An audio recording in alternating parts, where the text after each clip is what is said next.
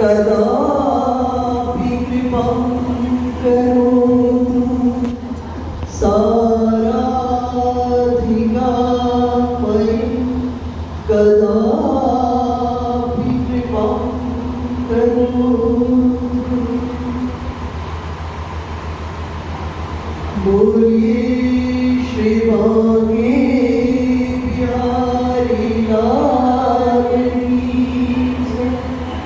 जगत जननी किशोरी वृषभानुि लाडली राधा रानी सरकार की जय।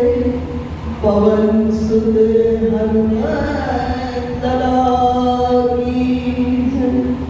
श्री राघवेंद्र सरकार की जय। सद्गुरुदेव भगवान की जय। अखिल कोटि ब्रह्मांड नायक परात्पर ब्रह्म भक्तों के जीवन प्राणधन ब्रजजन वंदन नंद नंदन गोपियों के हृदय कमल पर सदैव विराजमान रहने वाले नंद नंदन की शरण में हम आप सब चले। श्रीमद् भगवद गीता में कृष्णचंद्र कहते हैं तद विद्धि प्रणिपातेन परिप्रश्नेन सेवया उपदेक्षयन्ति ते ज्ञानं ज्ञानिनस्तत्त्वदर्शी। अभी आप बहुत सुंदर गुरु महिमा में वंदना गा रहे थे। तो श्रीमद् भगवद गीता में कृष्णचंद्र कह रहे हैं तद विद्धि प्रणिपाते, उन परम गुरु की शरण में जाकर के अपने आप को समर्पित कर। तद विद्धि प्रणिपाते, पहले जाकर क्या करना? समर्पित करना। और समर्पित करने के बाद तद विद्धि प्रणिपातेन परिप्रश्नेन, फिर आपके भीतर में कोई जिज्ञासा है, कोई प्रश्न है, वो उनके चरणों में रखना। तो तद विद्धि प्रणिपातेन परिप्रश्नेन सेवया उपदेक्षयन्ति ते ज्ञानं ज्ञानिनस्तत्त्वदर्शी। वो तत्वदर्शी गुरु आपके भीतर में जो उस परम तत्व की जिज्ञासा है, उस जिज्ञासा के लिए आपको उपदेश करें। देखो गुरु कौन है? शास्त्रों ने गुरु को चांद का प्रतीक कहा और परमात्मा को सूरज का प्रतीक कहा। जो लोग विज्ञान से थोड़ा परिचित हैं वो लोग जानते हैं कि चांद की अपनी कोई रोशनी नहीं है। चांद सारा दिन सूरज से जो प्रकाश निकलता है उसको पीता है और रात्रि में वही प्रकाश चांद से पुनः रिफ्लेक्ट हो जाता है, हम आपको प्राप्त होते हैं। इसी तरह से गुरु के पास भी अपना कुछ नहीं होता। गुरु पूरा जीवन परमात्मा को पीता है और जब शिष्य आता है तो उसी परमात्मा के उसके ऊपर में बरसा देता है। तो जितने आप लोग बैठे हो, परम श्रद्धेय माता जी के माध्यम से अन्य जहां जहां से आपके भीतर में गुरु के कृपा कटाक्ष से एक चिंगारी पड़ गई है। हमारे अध्यात्म में न्याय दर्शन में एक न्याय है, उसका नाम है भिक्षु पाद प्रसारण न्याय। एक भिक्षु हरी गर्मी की पहरी में एक भिक्षु मार्ग से गुजर रहा था तो उसे एक सुंदर सा घर दिखाई दिया, बंगला दिखाई दिया। सोचा थोड़ा आराम कर लूं। दरवाजा खटखटाया, एक सेठ भी बना था। सेठ जी को कहे बाहर में बहुत धूप है, थोड़ी देर को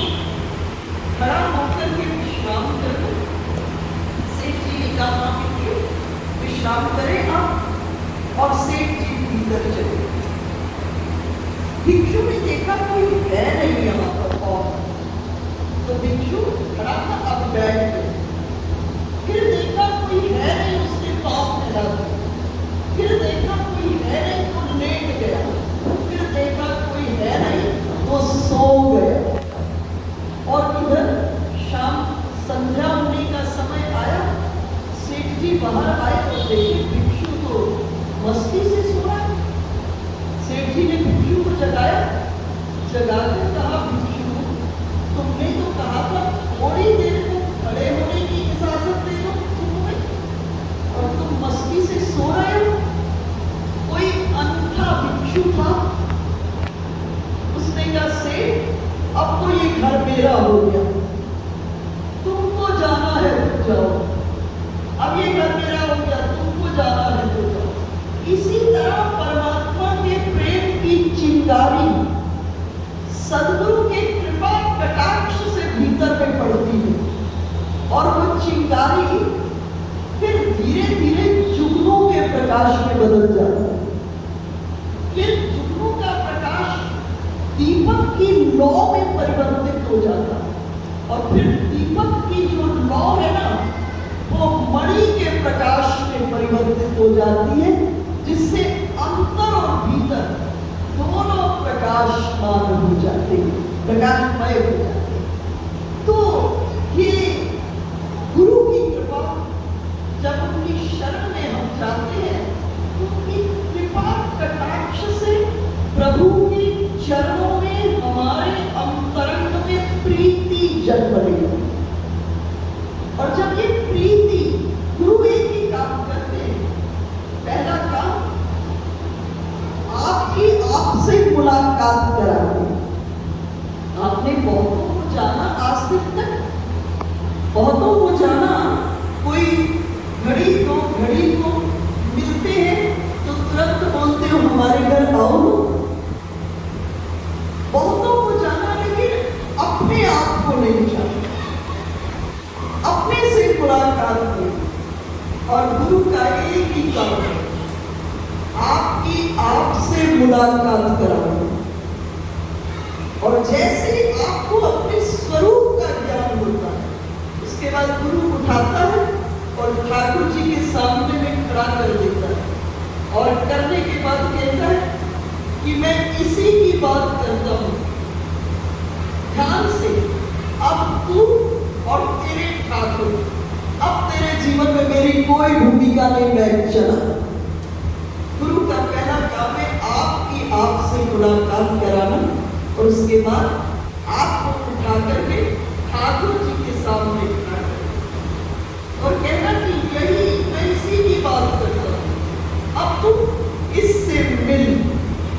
और ऐसे परम गुरु की शरण में जाकर देखो, महाभारत जैसे महान ग्रंथ आप पढ़ेंगे तो देखेंगे कि महाभारत का प्रारंभ 3 शिष्यों की कथा से हुआ। आयुर्धाम में एक ऋषि है, उनके 3 शिष्य, एक आरुणि। हम सब ने छोटी क्लासेस में 4वीं 5वीं में ना आरुणि की कथा आती है। एक शिष्य आरुणि, एक उपमन्यु और एक वेद। मैं एक कथा से कहकर विषय में प्रवेश करती हूँ। आयुर्धाम में ऋषि ने उपमन्यु को बुलाया और बुला करके उपमन्यु को 10 गाय दे और 10 गाय देकर कहा जब 1000 हो जाए तो आश्रम में वापस लौटो। हमारे शास्त्रों से पूछा गया कि गुरु के पास, गुरु कौन है, गुरु कौन है? तो वेद ने जवाब दिया आचार्य और मृत्यु। बोले गुरु मौत है। मुझे किसको मारेगा? बोले तुम्हारे भीतर में तड़पता हुआ संसारी मन, जिसके कारण प्रतिपल हम अपने जीवन में कष्ट को भोग रहे हैं, जिसके कारण हम परम रस के आनंद से वंचित हो जाते हैं। तो गुरु किसको मारता है? संसारी मन को। और क्या करता है? नवीन मन देता है। और जिस नवीन मन से डूब करके ठाकुर जी से प्यार करो।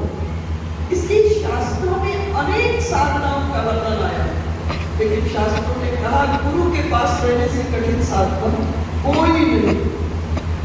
गुरु के पास रहने से कठिन साधना कोई नहीं, क्योंकि जब किसी चीज को देखो मन के अनुसार चलने में तो हम सबको कितना मजा आता है, कितना आनंद आता है, लेकिन वो क्षणिक सुख होता है। थोड़ी देर के बाद विपरीत में लंबा कष्ट आ जाता है। दो शब्द हैं, एक है मनमानी और एक है बुद्धिमानी। संसार बिना बुद्धिमानी के चल ही नहीं सकता, और भगवान से जब तक मन से जुड़ोगे नहीं तब तक मोहब्बत हो नहीं सकती। और अक्सर हम उल्टा करते हैं, जिस संसार में बुद्धिमानी करनी चाहिए वहां मनमानी कर देते, संसार बिगड़ जाता है। और जिन ठाकुर जी में मन लगाना चाहिए वहां बुद्धि लगा देते, इसलिए प्रेम बन ही नहीं पाता ठाकुर जी से। तो गुरु इस तड़पते हुए मन को खत्म करके एक नवीन मन देते, वो मन जिससे डूब करके तुम बाकी बिहारी लाल के हो जाओ, राधा वल्लभ लाल के हो जाओ, राधा रमन लाल के हो जाओ, श्याम सुंदर के हो जाओ और राघवेंद्र सरकार के हो जाओ, जिसके जो इष्ट देव उनसे डूब करके उनके चरणों में प्रीति हो जाए। प्रीति का अर्थ है जिसके बिना अब रहने में कठिनाई हो गई, एक क्षण को भी प्रिया प्रियतम हृदय से अलग हो तो हृदय के भीतर में एक व्याकुलता हो जाए, हृदय के भीतर में एक तड़प हो जाए। कैसी तड़प हो जाए? वैसी तड़प हो जाए जैसे एक माँ का बेटा उसके पास से कहीं दूर जाता है तो माँ को बड़ी पीड़ा होती। एक प्रेयसी पत्नी के पास से उसका पति कहीं दूर जाता है उसको छटपटाहट होती है। बस ऐसी ही छटपटाहट, इस छटपटाहट को गुरु जीवन के भीतर में जन्म देते हैं। तो आयुर्धौम्य ऋषि ने उपमन्यु को कहा ये 10 गाय ले जाओ, जब 1000 हो जाए तो तब लौटना। गुरु कुछ दिन के बाद उपमन्यु को बुलाए और बुला के पूछे अपना उदर पोषण कैसे करते हो, पेट कैसे भरते हो? कहा गुरु ने पास में गांव में चला जाता हूं और गांव में जाकर भिक्षाटन करता हूं और भिक्षा में जो मिलता है उससे पेट भर लेता हूं। गुरु ने कहा बिल्कुल अनुचित है, ये जो भिक्षाटन करते हो इस पर गुरु का अधिकार। उपमन्यु ने कहा जो आज्ञा महाराज, जल्दी उपमन्यु। फिर 2-4-5 महीने के बाद गुरु ने फिर पूछा उपमन्यु से कैसे अपने पेट को भरते हो, उदर पोषण कैसे करते हो? कहा गुरुदेव अब गाय कुछ ज्यादा हो गई, जब बच्चे दूध पी लेते हैं गाय के बछड़े तो जो दूध बच जाता है ना उस दूध को पी करके पेट भर लेता हूं। गुरु ने कहा सर्वथा अनुचित, इस दूध पर बछड़े और बछड़ी का अधिकार है। उपमन्यु ने कहा जो आज्ञा महाराज। अब फिर बरस बीत गए कई और कई वर्षों के बाद फिर गुरु ने उपमन्यु को बुलाया और पूछा अब कैसे पेट भरते?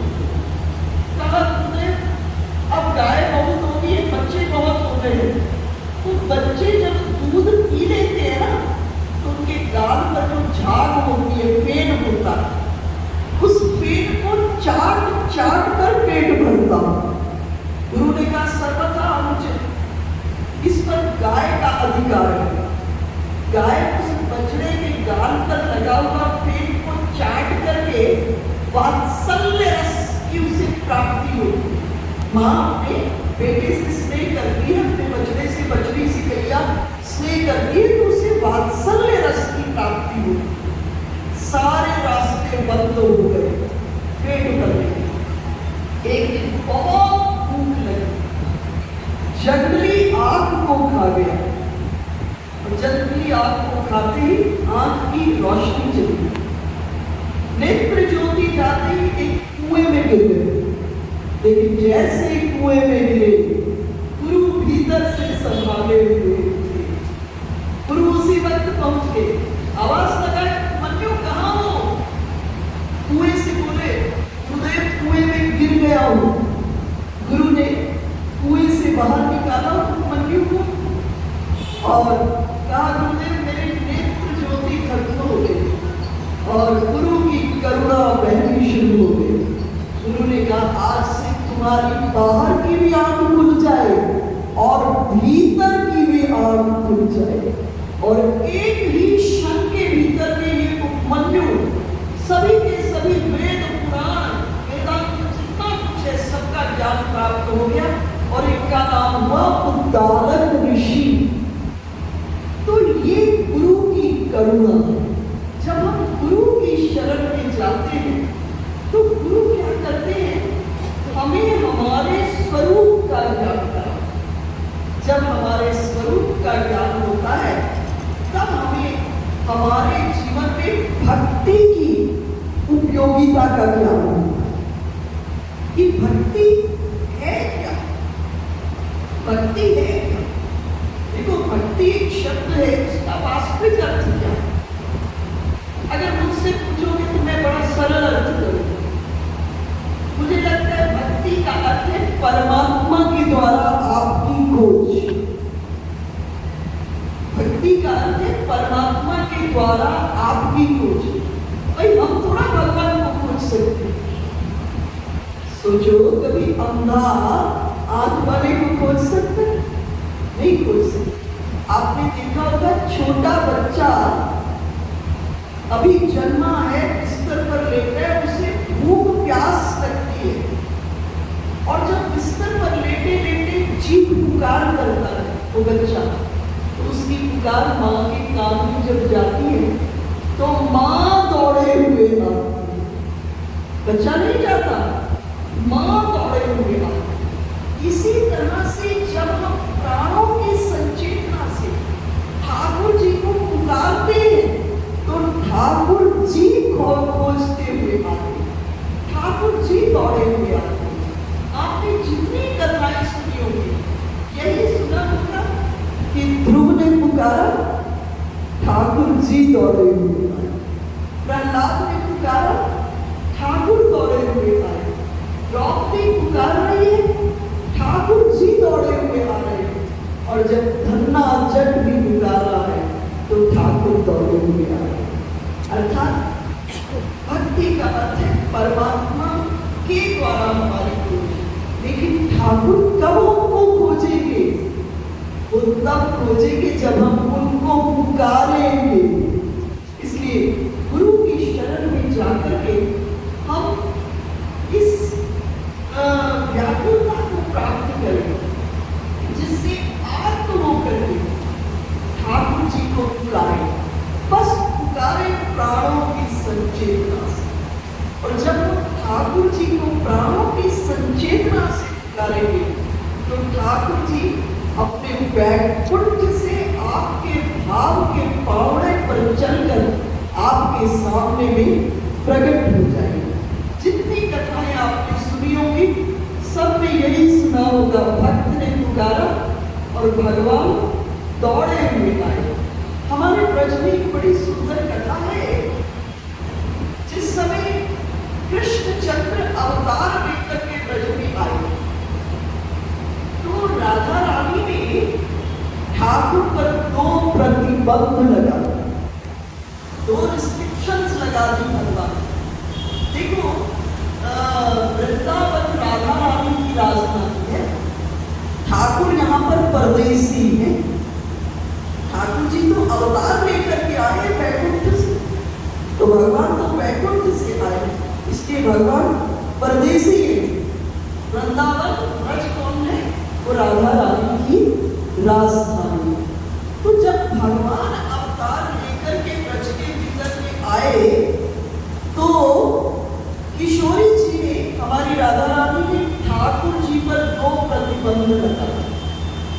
एक तो कहा आपको नाचने की इजाजत नहीं, और दूसरा कहा आपको प्रेम करने की इजाजत दे। ऐसा क्यों कहा? इसलिए कि प्रेम का एक लक्षण होता है, जो व्यक्ति जिससे प्रेम करता है उस एक में उलझ जाता है। अगर त्रिभुवन के ठाकुर किसी एक से प्रेम करेंगे तो आप सब ये अरबों खरबों बड़े बड़े राजा महाराजा अपने राजमहलों को छोड़ करके वनों में पंचाग्नि तप रहे हैं, उन सब का क्या होगा? इसलिए किशोरी जी ने क्या किया? प्रतिबंध लगा। भगवान ने कहा कि हमने वैकुंठ में बहुत बड़ी मर्यादा का निर्वाहन किया है। आप वैकुंठ का अगर चिंतन रूप में दर्शन करते हैं तो 8 दरवाजे, 8 दरवाजों पर अनेक द्वार, 8वें दरवाजे पर जय विजय। ब्रह्मा जी भी अगर आते हैं वैकुंठ में तो अपने मुकुट की किरीट से प्रणाम करने की इजाजत। इतने ऐश्वर्य और इतनी मर्यादा में भगवान वैकुंठ में रहते। तो भगवान ने कहा, कहते जब गरुड़ के पंख हिलते हैं ना, उससे वेद के मंत्र, वेद की ऋचाएं अपने आप प्रकट होती है वैकुंठ के भीतर। बहुत बड़ी मर्यादा में भगवान है। तो भगवान ने कहा हमने तो वैकुंठ में बहुत बड़ी मर्यादा का निर्वाहन किया, अब वैकुंठ को छोड़कर तुम्हारे वृंदावन में आए और आते ही इतना बड़ा प्रतिबंध लगा दिया। किशोरी जी ने कहा बिल्कुल आपको किसी को प्रेम करने की इजाजत नहीं। भगवान ने कहा अब आ ही गए तो स्वीकार तो करना ही पड़ेगा। तो भगवान कहे राधा रानी को, ठीक है अब मैं इसको स्वीकार करता हूँ, लेकिन कोई सुविधा तो दो अपनी राजधानी में। आया और आते ही प्रतिबंध लगा दिया, कोई फैसिलिटी तो दो, कोई सुविधा तो दो। तब किशोरी जी ने कहा आपको प्रेम करने की तो बिल्कुल इजाजत नहीं है। हाँ, इस त्रिलोकी में कोई भी आपकी शरण में आ जाए, वो बच्चा हो, वो बूढ़ा हो, वो जवान हो, वो निर्धन हो, धनवान हो, वो रूपवान हो, कुरूप हो, आकर कहे ठाकुर हम तुमसे प्रेम करते हैं, तो आप उसके प्रेम को निभा देना। जगत में यही गड़बड़ी, जब तक रूप है, जब तक धन है, पद प्रतिष्ठा है, यौवन है, प्रेम करने वालों की लंबी लंबी लाइन है। जब रूप नहीं है, धन नहीं है, पद प्रतिष्ठा नहीं है, शरीर नहीं बचा, दीनहीन अकिंचन बिस्तर पर लेटे हैं, उस समय इस त्रिलोकी में जीव को निभाने वाला कोई है तो हमारे ठाकुर जी को छोड़कर अन्यत्र कोई नहीं है। इसलिए किशोरी जी ने ठाकुर जी पर बहुत बड़ा प्रतिबंध लगा दिया कि आपको प्रेम करने की इजाजत नहीं है, लेकिन कोई भी आ जाए और आकर कहे प्रभु हम तुमसे प्रेम करते हैं, तो ठाकुर आप उनके प्रेम को निभा देना। इसलिए सुंदर कांड में जब गोस्वामी जी महाराज अपने हृदय की बात कह रहे हैं तो उन्होंने क्या कहा? नान्या स्पृहा रघुपते हृदय अस्मदीये सत्यम पदामि च भवान् अखिलांतरात्मा भक्ति प्रयच्छ रघुपुंगव निर्भरात्मा। कहा ठाकुर प्रभु मुझे भक्ति दो, लेकिन कैसी भक्ति दो? बोले निर्भरा भक्ति, जिस भक्ति पर मेरा पूरा भरोसा हो। भाई पूजा तो ठाकुर जी की करो, प्रेम ठाकुर जी का करो और भरोसा संसार का करो, तो ये प्रेम थोड़ा हुआ। तो कैसी भक्ति हमारे जीवन में होनी चाहिए? हमारे जीवन में ठाकुर जी का पूरा भरोसा हमको होना चाहिए। ऐसा नहीं पूजा तो ठाकुर जी की और भरोसा संसार का। आप पूजा न करो ठाकुर जी, भगवान को आपसे पूजा की बिल्कुल अपेक्षा नहीं है, क्योंकि हमारी आपकी पूजा तो घड़ी दो घड़ी की पूजा है। आप देखो इस सृष्टि के अंदर निरंतर ठाकुर जी की पूजा, आकाश रूपी थाल में 2 दीपक जलते हैं, सूरज रूपी दीपक दिन भर जलता है, चांद रूपी दीपक रात भर जलता है। सभी नदियों के जल स्नेह के रूप में उसी परमात्मा को समर्पित है। सभी पुष्पों की गंध उसे ही समर्पित है। सभी वायु में जो स्पंदन रूपी राग है उस परमात्मा को समर्पित है। तो उस परमात्मा की पूजा आरती निरंतर 24 घंटे चल रही है। इसलिए आप पूजा नहीं करोगे, कोई चिंता की बात नहीं, भगवान को आपसे पूजा की बिल्कुल अपेक्षा नहीं। लेकिन भगवान पर भरोसा नहीं करोगे तो बात नहीं बढ़ने वाली है। क्योंकि ठाकुर जी एक ही काम करते हैं, जो कहता है प्रभु हम तुमसे प्रेम करते हैं, भगवान उसके प्रेम को निभा देते हैं। आपने श्रीमद् भागवत की कथा में श्रवण किया होगा, जिस समय भगवान काली दह के भीतर में, काली दह में कालीनाग के फणों पर नृत्य करके बाहर आए, तभी वन में आग लग गई। उस समय सब ब्रजवासी वहां, जैसे ही आग लगी सबने जन्म से आज तक भगवान के बड़े चमत्कार देखे थे। सब पुकारने लगे ठाकुर रक्षा करो रक्षा करो रक्षा करो। भगवान ने सबको कहा अपनी आंख बंद कर लो। सबने आंख बंद कर ली। बलराम जी सोचने लगे सबने तो बंद की ही है, जरा मैं खोल के देखूं लाला करता क्या है। तो बलराम जी आंख खोलकर देखे, कृष्णचंद्र ने अपनी बंसी की नोक से सारी आग को अंजलि में समेटा और समेट कर कृष्ण आग पी गए। जब श्री कृष्ण आग पी गए तो सभी ब्रजवासियों को बोले आग खोलो। सबने नेत्र खोले, कहीं कोई आग नहीं थी। तो यशोदा भैया पूछी लाला आग कहाँ गई? तो बलराम जी ने कहा भैया आप सबके नेत्र बंद थे, मैं एक नेत्र खोल कर देख रहा था, लाला ने बंसी की नोक से सारी आग को अंजलि में समेटा और लाला आग पी गए। तो यशोदा भैया पूछी लाला तुम आग भी पीते हो? कृष्णचंद्र ने कहा भैया मैं तुम्हारा माखन भी तो खाता हूँ, तुम्हारे माखन को खाते खाते के मेरे अधरोष्ट ठंडे हो गए, इसलिए थोड़ी सी आग को पी करके उसे समायुक्त कर रहा हूँ। अर्थात संसार में यही गड़बड़ी है, जब तक माखन होगा खाने वालों की लंबी लंबी लाइनें होंगी, लेकिन जब आग लगेगी तब इस सृष्टि के भीतर में कोई एक बिरला, और वो बिरला कौन होगा? जिसमें राधा रानी का अवतरण हुआ होगा, जिसके अंतःकरण में किशोरी जी का अवतरण हुआ होगा, वो आपकी सेवा को, आपकी रक्षा के लिए, आपको विपत्ति से बाहर निकालने के लिए आपके जीवन के भीतर में आएगा। तो कैसी भक्ति होनी चाहिए? हमारी भक्ति निर्भरा है, अर्थात ठाकुर जी पर पूरा भरोसा। आपकी धड़कन के साथ ठाकुर जी का संबंध होना चाहिए, धड़कन के साथ ठाकुर जी का संबंध। अन्यथा कुछ ज्यादा करने की जरूरत नहीं है। एक भक्त अपने ही हृदय में बैठे हुए ठाकुर से बात कर रहे थे, मुझे प्रभु कैसे ले जाऊं? तो भक्त ने कहा तीना नाम दयालु पूरन, कौन विधि में तुझे रिझाऊं? तभी अंदर से श्वासों से, अंदर की संचेतना से स्वर आया कि लक्ष्मी निज चरणन की दासी और हरि क्या भेंट चलूं। सोचे कोई रुपया पैसा चला के भगवान को प्रसन्न करो? तो अंदर से जवाब आया लक्ष्मी निज चरणन की दासी और हरि क्या भेंट चलूं। प्रभु आपके चरणों की दासी लक्ष्मी है, मेरे इस चढ़ाने से क्या बनने वाला है? फिर सोचे कोई गर्भवती या पुत्री जाकर के शुद्ध जल लाओ, उस जल से भगवान का अभिषेक करो, शायद भगवान प्रसन्न हो जाए।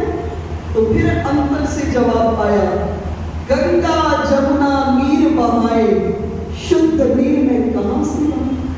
फिर लगा शायद कुछ गा बजा करके भगवान प्रसन्न होते हो। तो फिर अंतर से जवाब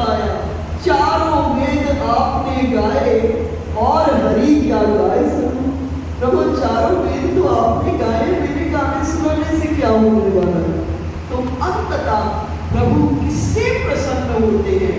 हमारा प्रभु पे पूर्ण भरोसा हो जाए कि प्रभु हमारे रक्षक हैं। रक्षती विश्वासो, एक शब्द है शरणागति। हम सब इसका प्रयोग करते हैं। गुरुओं के पास जाते हैं, कहते हैं हम उनके शरणागत हैं। भगवान के पास जाते हैं, हम शरणागत हैं। परंतु ये शरणागत शब्द इतना छोटा नहीं है, इसकी 6 शर्तें हैं। पहली शर्त क्या है? अनुकूलस्य संकल्प। अनुकूलस्य संकल्प, प्रभु को जो जो प्रिय लगे वो करने का संकल्प। भगवान को जो जो प्रिय लगे। सिर्फ मुझे लगता है इस एक छोटे से श्लोक को अगर जीवन में धारण कर लेंगे तो जो बड़े बड़े शास्त्र कह रहे हैं वो मात्र इस एक श्लोक से आपको सभी चीजों की प्राप्ति हो जाएगी। तो बोले अनुकूलस्य संकल्प, प्रभु को जो प्रिय लगे वो करने का संकल्प।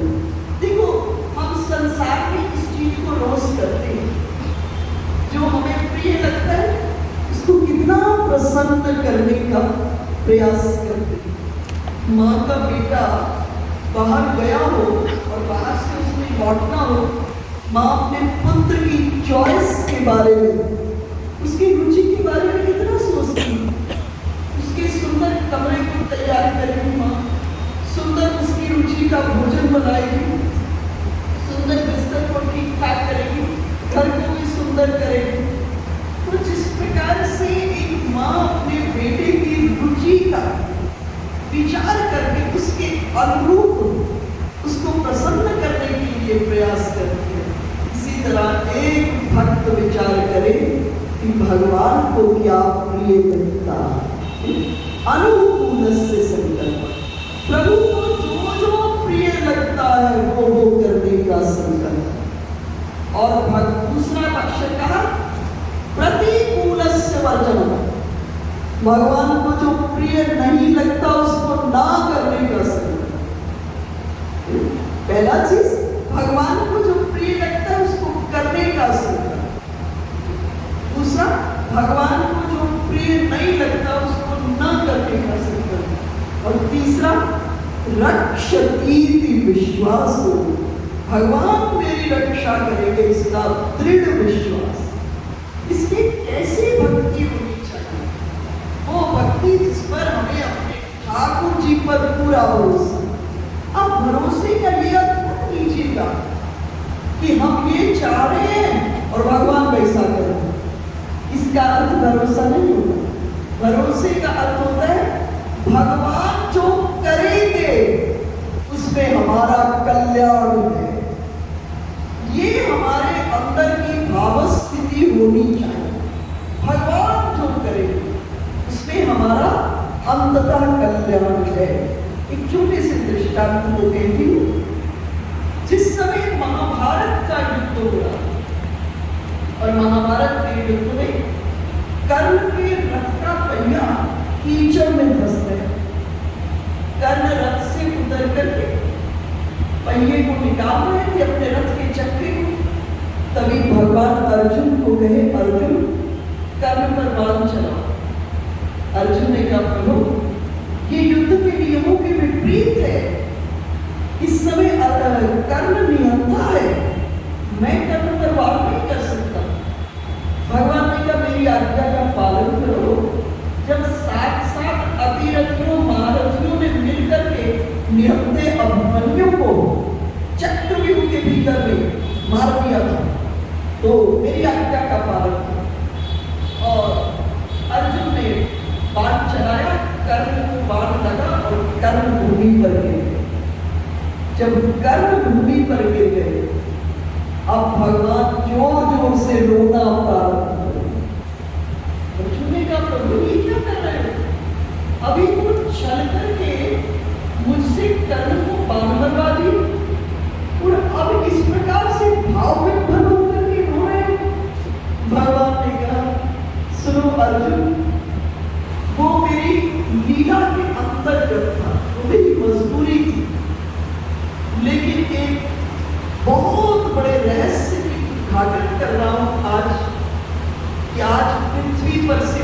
बड़ा स्वर्गदानी पिता हुआ है और आज पृथ्वी पर से मेरा बहुत बड़ा भक्त पिता हुआ।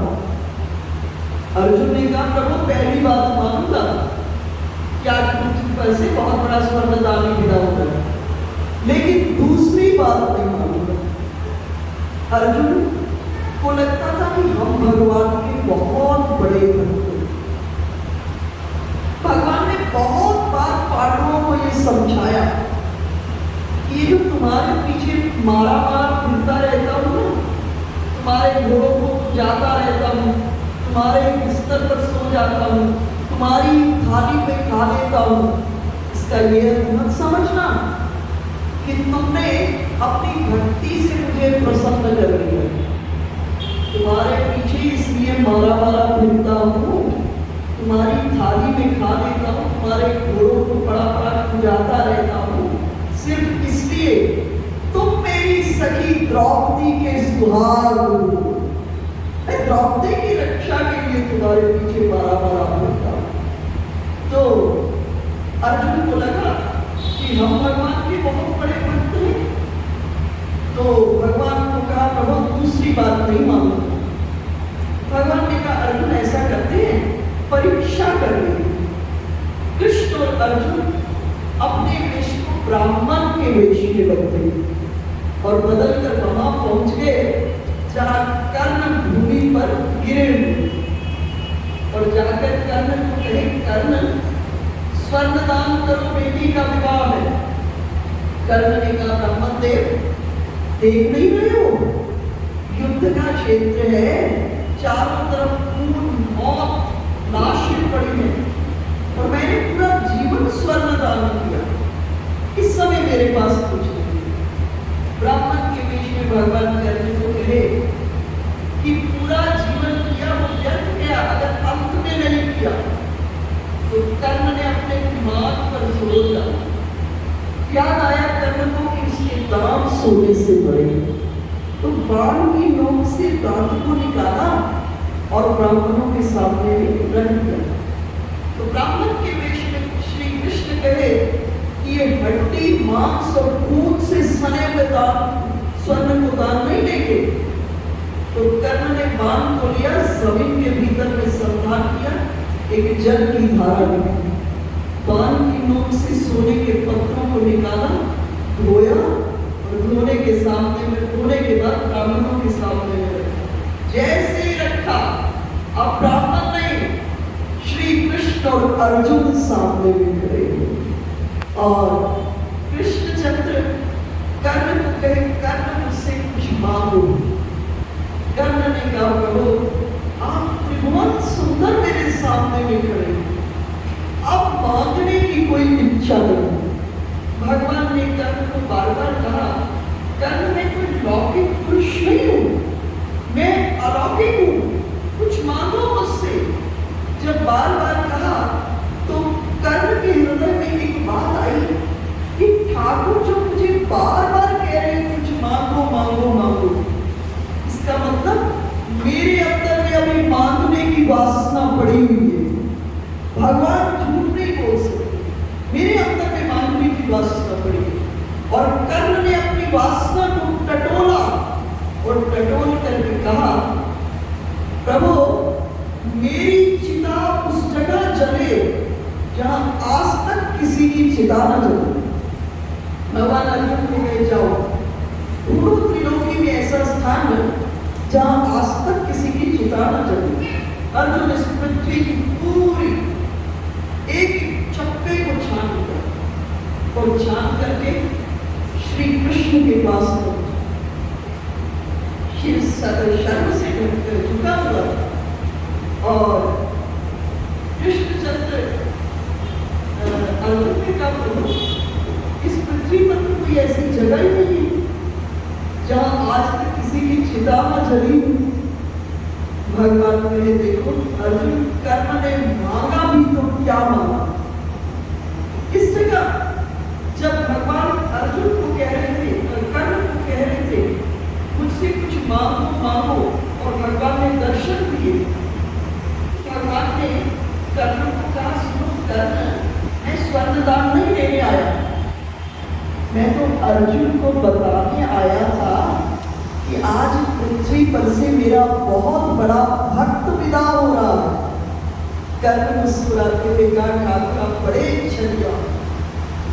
ठाकुर आप इस अर्जुन को ये बताने नहीं आए कि आज पृथ्वी पर से आपका बहुत बड़ा भक्त विदा हो रहा है। वास्तव में ठाकुर आप जानते थे इस कर्ण के शरीर से तब तक प्राण नहीं निकलेगा जब तक त्रिभुवन सुंदर आप सामने। जैसे ही कर्ण ने ये कहा, अर्जुन का सारा संशय मिट गया कि भगवान कह रहे थे कि आज पृथ्वी पर से मेरा बहुत बड़ा भक्त विदा हो रहा है। तो भगवान कहे कि मांगा भी तो इसने कर्ण ने क्या मांगा, और मेरा दायां हाथ अपवित्र हो चुका है। मैंने बलि की यज्ञशाला में दान दे दिया, मेरा दायां हाथ अपवित्र है। तब भगवान अपने बाएं हाथ को फैलाए और बाएं हाथ पर कर्ण के पार्थिव देह को रखा गया और कर्ण की चिता श्री कृष्ण के बाएं भुजा पर। तो वास्तव में कैसी भक्ति। जिस समय कर्ण ने कहा, प्रभु आप जानते थे कि इस कर्ण के शरीर से तब तक प्राण नहीं निकलेगा जब तक त्रिभुवन सुंदर आप सामने हो। ये भरोसा जीवन के भीतर। इसलिए ऐसी भक्ति हो, भक्ति प्रयच्छ रघुकुंतम निर्भराम, वो भक्ति हो जिस पर हमको पूरा भरोसा, अर्थात हमारे चलने में, हमारे उठने में, हमारे बैठने में, हमारे सोने में, हमारे खाने में, हमारे गाने में, हमारे रोने में, हमारे अंदर की समस्त उद्वेगों में हमारे साथ ठाकुर जी होने चाहिए। इसलिए अलग से कुछ करने के लिए सनातन धर्म ने नहीं कहा। हमारे यहाँ संत परंपरा में एक संत हुई सहजो भाई। लोगों ने सहजो से पूछा क्या साधना है। सहजो ने बड़ा प्यारा जवाब दिया, कहीं जो सोवे सो सुन्न में, जो जागे हरि नाम, जो बोले सो हरि कथा, भक्ति करे का। इस सूत्र को आप जीवन में जरूर उपयोग कीजिए। जो सोवे सो सुन्न। सहजो कह रही है कि जब रात होती है ना, मैं उस परमात्मा के विराट शरीर में प्रवेश करूंगा। देखो एक सीधा नियम है, जिसके साथ सोओगे उसी के साथ जागोगे। अगर समस्याओं में, परेशानियों में, चिंताओं में सोओगे तो समस्याओं में, परेशानियों में, चिंताओं में जागोगे। अगर ठाकुर जी के साथ सोओगे तो ठाकुर जी के साथ जागोगे। इसलिए लंका में जब हनुमंतलाल पहुंचे तो विभीषण जागे तो कैसे के जागे, राम राम तेरी सुमिरन कितना। क्योंकि सोए राम के साथ थे। तो जिसके साथ सोओगे उसके साथ जागोगे। इसलिए एक नियम जरूर हम आप रखें अपने जीवन में। जब रात्रि में सब काम कर लो, फाइनली आपने सोच लिया कि अब हमको सोना है, तो भगवान की किसी लीला का चिंतन करते करते कब आपको नींद आ जाए, भगवान के किसी नाम को जपते जपते कब आपको नींद आ जाए। ऐसा नहीं कि 12 माला जप ली, 16 माला जप ली, अब माला झोली रखी, अब हम सोने लगे। नहीं, जपते जपते कब नींद आ जाए, अर्थात ध्यान से नींद में जाना, ध्यान से नींद में जाना। जब ध्यान से नींद में जाओगे, मेरी बात मत मानिएगा, करके देखिएगा। जब भी रात में आंख खुलेगी आप देखोगे वही नाम भीतर में चल रहा है, पूरी रात समाधि में बदल जाएगी। इसलिए सहजो कह रही है, जो सोवे सो सुन्न में। जब सब काम कर लो, अब तो रात अपनी है, दिन में हो सकते कुछ झंझट, लेकिन रात तो अपनी है। जब सब काम कर लो और जब सब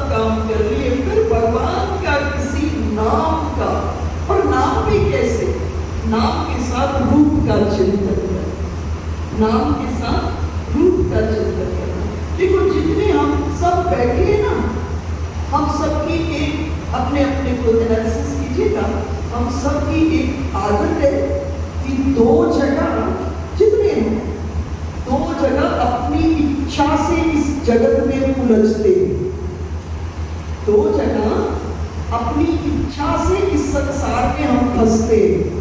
कौन सी दो जगह?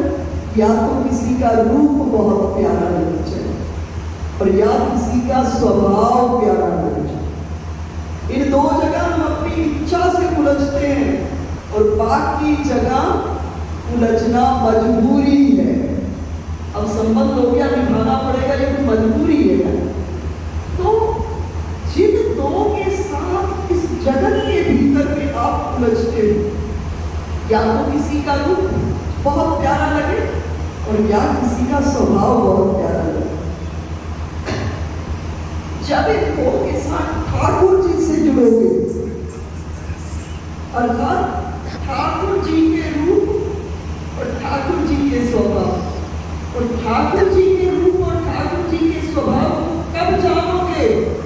जब भगवान की कथा को सुनोगे। जब भगवान की इस कथा को सुनोगे, कैसे प्रभु ने 5 वर्ष के अबोध रूप की रक्षा की, कैसे प्रभु ने छोटे से प्रहलाद की रक्षा करके प्रहलाद की 21 पीढ़ियां आगे की और 21 पीढ़ियां पीछे की उतार किया, कैसे प्रभु ने द्रौपदी की रक्षा की। तो भगवान के स्वभाव का ज्ञान हो जाएगा और भगवान के रूप का ज्ञान हो जाएगा। जब स्वभाव और रूप का ज्ञान होगा तो मन प्राण अपने आप फंस जाएंगे। देखो हमारी जितनी इंद्रियां हैं ना, इन सबके अपने अपने लालच है। आंख सुंदर रूप का लालची है, कान सुंदर शब्द का लालची है। हम सब मीठी मीठी बातें सुनना चाहते हैं।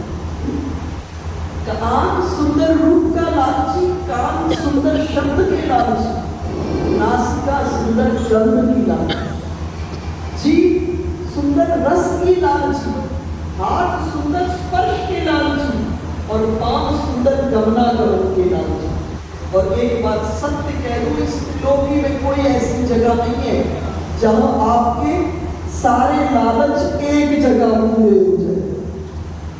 इस संसार में कोई ऐसा प्लेटफॉर्म नहीं है जहां पर सारे लालच एक जगह पूरे हो जाए।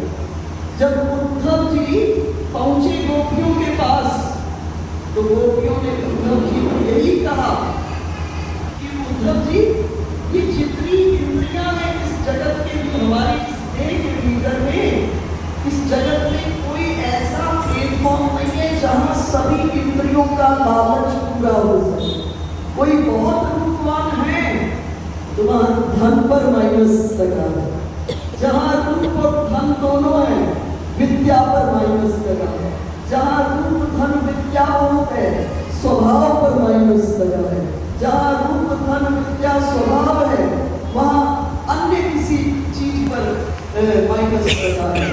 और गोपियों ने उद्धव जी को कहा कि इत्रिषा पुरुष भूष लेना भूषयन्ति हृदयं न शुद्धवान् दिक्तदीय गुणशील यौवनम् दिक्तदीय गुणरूप संपदम्। इस त्रिलोकी में केवल हमारे ठाकुर ऐसे हैं जहां पहुंचकर सब इंद्रियों का लालच पूरा हो सकता है। ऐसे पुरुष भूषण को छोड़ करके अगर जीव की मति बुद्धि कहीं और मछली और उलझी और फिसली है तो उसने इस मनुष्य देह का केवल बोझा ढोया।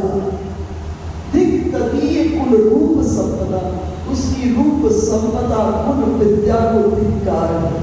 इसलिए हम एक ही काम करें, जब तक रूप ठीक है, जब तक यौवन ठीक है, जब तक शरीर ठीक है, जिन उलझनों में उलझे उससे अपने को समेटे और समेट कर एक बार मिलन के आस्वादन के दौर से गुजर जाए। और एक बार मिलन हुआ तो गारंटी है कि ये मन कहीं और उलझ नहीं सकता। संसार में भी आपने देखा होगा हमारा मन एक जगह नहीं टिकता। आज आप मुझे प्यारी लगी तो कल मुझे ये मिल गई तो आप छूट गए, परसों ये मिल गई तो दोनों छूट गए। क्यों? क्योंकि हमारा मन रस का बड़ा ग्राही है और संसार के रस में थोड़ा थोड़ा अंतर है, थोड़ा थोड़ा अंतर है संसार के रस में। इसलिए क्या करो, एक बार बुद्धि की मदद से इस मन को सर्वोपरि रस को पिला दो।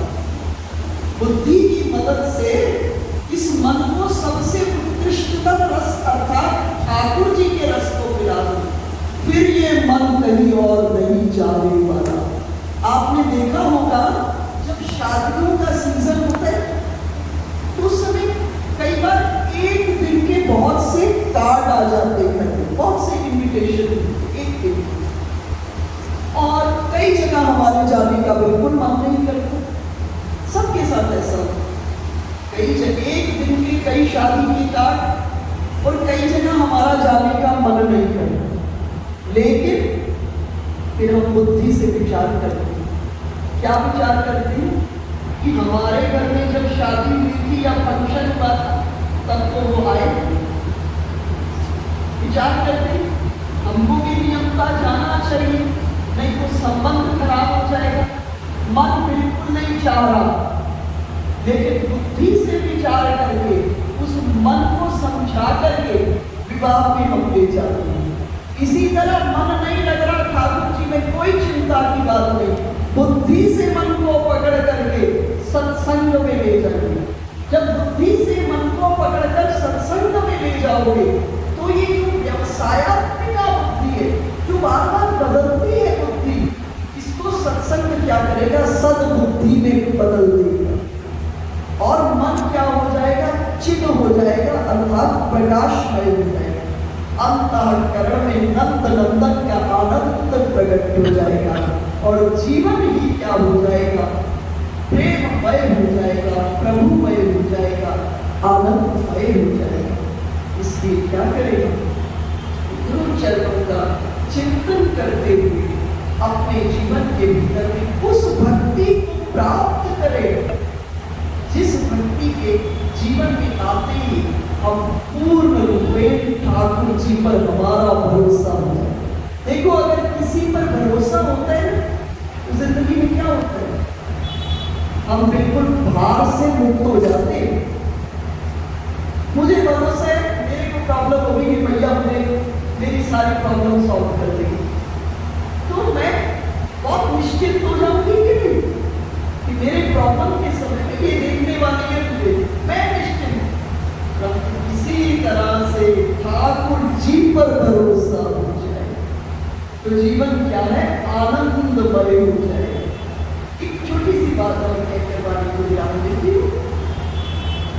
जब हनुमान जी जगत जननी किशोरी को मुद्रिका दे दिए, लंका को जला दिए और जलाने के बाद वापस श्री राम के पास, तो श्री राम हनुमान जी से पूछे कि हनुमान मुझे अपने आने और लंका तक जाने और लंका से वापस लौटने के अनुभव को बताओ।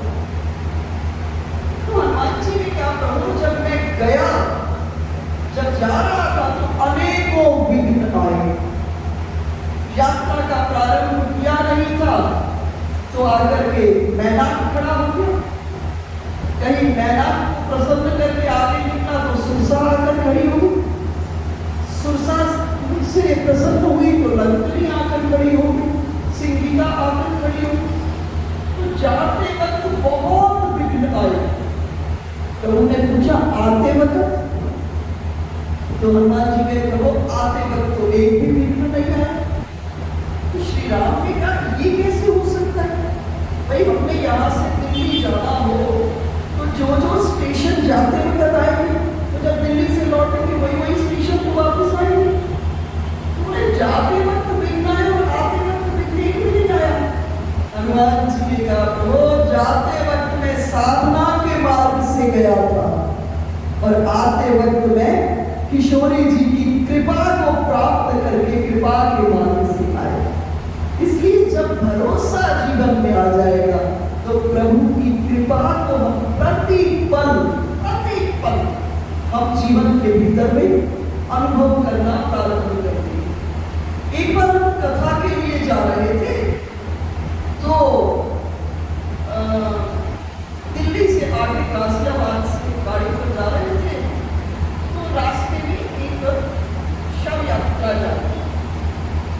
तो हमारे शास्त्रों के लक्षण के अनुसार भाई मार्ग चले जा रहे हो तो कोई ऐसे दर्शन हो तो आपकी यात्रा शुरू हो। तो हमारे मुख से निकल गया भाई यात्रा शुरू हो। अभी थोड़ी दूर गए गाजियाबाद से आगे हाईवे पर गए तो लिंक रोड से एक मोटरसाइकिल वाला आया और गाड़ी बहुत स्पीड पर थी। लिंक रोड वाला है ब्रेक उसे करनी चाहिए तो हिट की गाड़ी और चलता हुआ ऊपर मोटरसाइकिल से वो नीचे गिरा और गिरा तो एक क्षण को ऐसा लगा गया हो गया।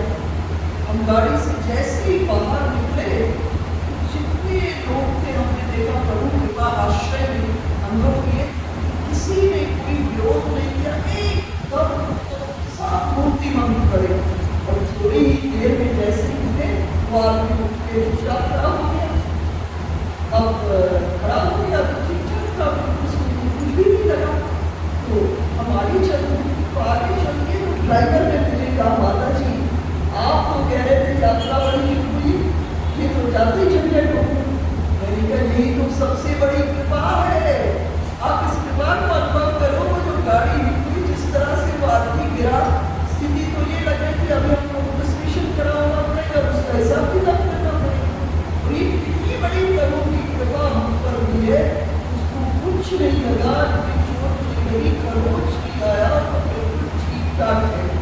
तो जब हम प्रभु से जुड़ जाते हैं तो हम उनकी कृपा को प्रतिपल जीवन में अनुभव करते हैं।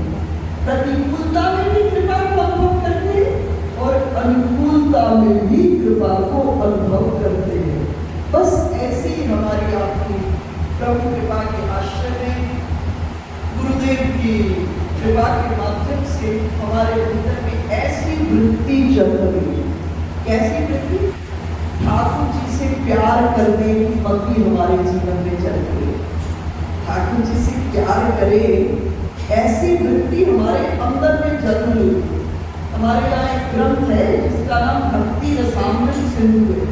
तो भक्ति रसामृत सिंधु में कहते हैं कृष्ण भक्ति रस भाविता मति क्रियताम यदि तो विलभ्यते लौल्य मात्रम अभिमूल्य वेगलम जन्म कोटि सुकृते नलम। बोले ठाकुर जी से प्यार करने वाली बुद्धि कहीं मिलती हुई दिखाई दे ना, बोले उसको तुरंत खरीद ले। अब विचार करो बाजार में कुछ खरीदने जाते हैं तो दुकानदार ऐसे तो नहीं देते। हम वस्तु खरीदने जाते हैं तो हमको उसका कीमत अदा करनी पड़ती है। बोले यहाँ भी कीमत देनी पड़ेगी। जी यहाँ कौन सी कीमत है? बोले लौल्य मात्र अभिमूल्य वेगलम। यहाँ जो कीमत है उसका नाम है चाहत, इसका नाम है उत्कंठा। हमारे हृदय में ये भाव ये चाहत हो, हम ऐसा चाहें, न बन पाए वो अलग बात है, पर चाहें तो सही।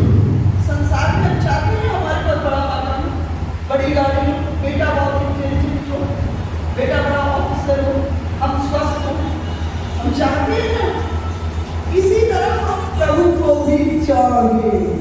भगवान इतने सरल है, संसार चाहने पर नहीं मिलता लेकिन भगवान चाहने पर मिल जाते हैं।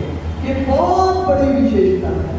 संसार चाहने पर नहीं मिलता, वो पूर्व के प्रारब्ध के अनुसार मिलेगा, लेकिन मनुष्य जीवन के प्लेटफॉर्म पर आकर के हम जितने हैं ना सब चौरस्ते पर बैठे हैं। एक रास्ता स्वर्ग को, एक नरक को, एक मोक्ष को और एक वापस संसार को। और इस प्लेटफॉर्म पर आकर भगवान ने हमको स्वतंत्रता दे दी है कि तुम जहां जाना चाहते हो वहां जा सकते। यहां से फ्लाइट है और यहां गड़बड़ी हुई और कहीं गिरे, वहां सीढ़ी दर सीढ़ी चढ़ना। इसलिए मनुष्य जीवन की सबसे बड़ी चिंता तो बोले यार कीमत देनी पड़ेगी। मुझे क्या कीमत? चाहत, उत्कंठा, प्यास। और जब राधा रानी किसी के हृदय में इस प्यास को देखती है, इस चाहत को देखती है, तो अपनी किसी सखी को संत वेश में उस जीव के जीवन द्वार पर कृष्ण प्रेम का उपहार लेकर के भेज देती है। किशोरी जी हमको कृष्ण प्रेम रस का उपहार दे देती है। अंतःकरण में श्री कृष्ण रूप, कृष्ण तत्व, कृष्ण लीला, कृष्ण भाव, ये सारा रोम रोम में बैठे बैठता है। तथास्तु। बोलिए कृष्णचंद्र भगवान की जय। जगत जननी किशोरी राधा रानी सरकार की जय। पवन सुत हनुमान लाल की जय। श्री राघवेंद्र सरकार की जय। शंकर भगवान